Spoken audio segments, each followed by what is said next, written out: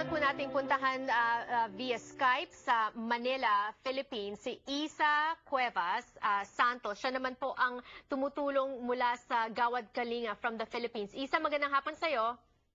Magandang hapon.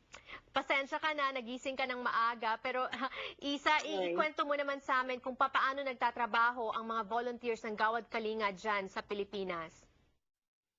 So, as soon as naging okay na yung mga situation on the ground, actually we had 4 or 5 different teams, no, from Bacolod, from Iloilo, from Cebu, from Negros, who were all moving in the various areas na tinamaan. Ito kasi yung first time na ganito kalaki yung scale ng devastation, so we couldn't do it one team.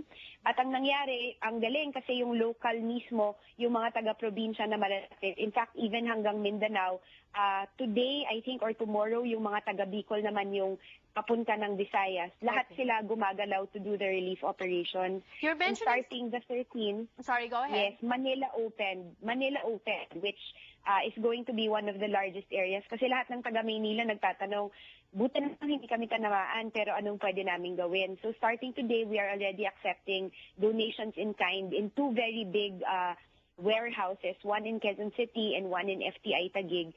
So we expect to be able to raise yung 50,000 food packs na initial target ng Gawad Kalinga. You mentioned some areas that we're not hearing about in the news because everything is focused on Tacloban. But you're talking about these areas that are also badly hit and that only GK and some of the other organizations are reaching out to. Yes, there are a lot of areas that aren't getting any media coverage. Capiz is badly hit, Cebu, lalo na the Bantayan Islands, Malapascua, a lot of areas in Negros also may mga tinamaan. So what we're trying to do, buti na lang GK's presence is almost everywhere in the country, no? So nakakatulong kasi even our own GK communities na natulungan natin dati, they're now becoming our partners.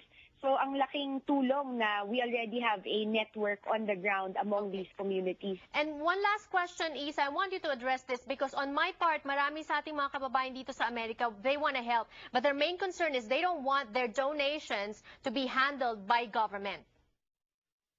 Sa tingin ko, there are many ways to help, no? And sa totoo lang, government is doing I think they're doing the best that they can. I know that it's easy to judge from very far, pero if you look at the situation on ground and the scale, napakahirap talaga. Kaya sa tingin ko, tama naman no, na dapat we ensure na yung mga donations makarating dun sa nangangailangan. But there is really a list of very credible organizations. And to be honest, napakalaki ng challenges. Even for Gawad Kalinga, we keep telling people, the mobilization is very difficult. It's very difficult to reach these areas.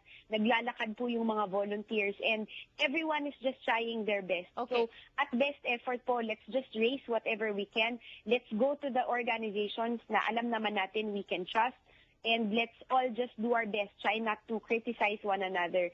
This is not the time to be finger-pointing. Let's just do our part. Exactly. Thank you so much for that sentiment, Isa. And one last thing, just to follow up, yung mga volunteers are all giving their time for no pay and also risking their lives, no? Because I know there's lalo na the ones on ground. Grabe po.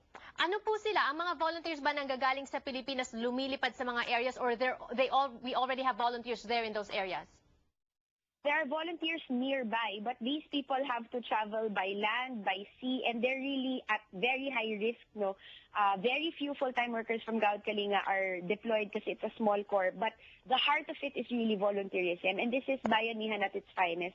At a scale that we see, this is the first time, and it's not just Gawad Kalinga. There are thousands of very small organizations, large organizations, all just doing their best. So this is a proud moment, I think, for Filipinos and for our friends around the world who are rallying behind us. I love to end on that positive note. Bayanihan at its best. Thank you so much, Isa, and be safe, Thank you so much, Janelle. And thank you for everyone there that's doing their part. Maraming salamat po. It's going a long way. Thank you so much.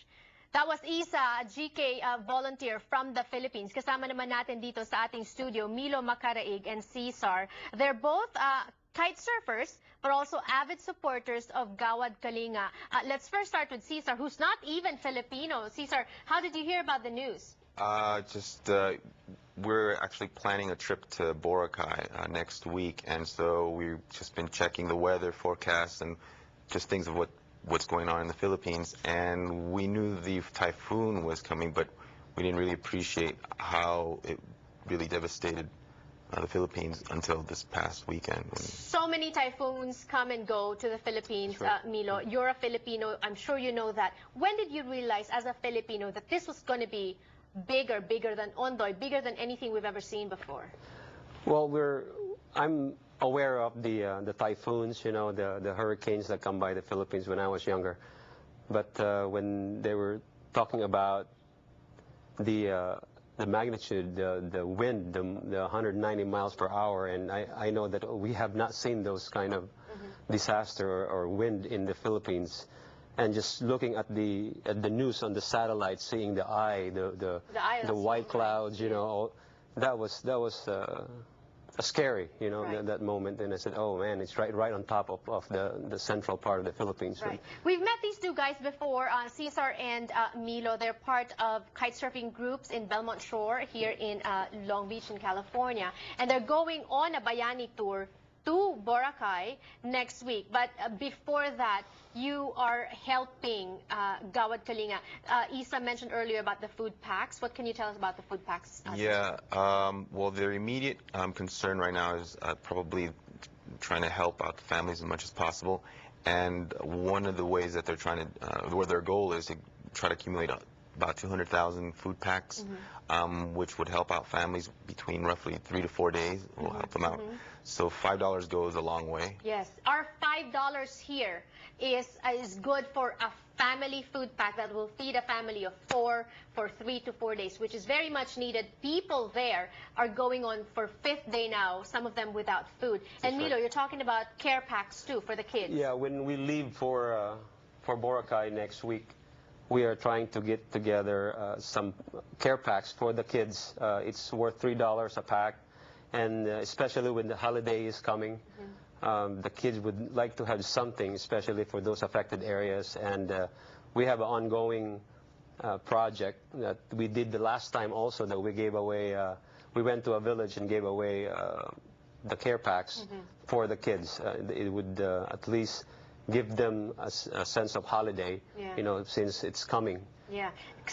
Sometimes the care packs would include slippers, flip-flops, as simple as that, because a lot of kids there walk barefoot, and it's very, very dangerous, of course, especially with the destruction. Well, thank you so much for everything that you're trying to do for the community. Be safe on your travels, and I know you're visiting a Gawad Kalinga village, so please extend to them that we haven't forgotten about them. We're doing our best here in the States to do what we can.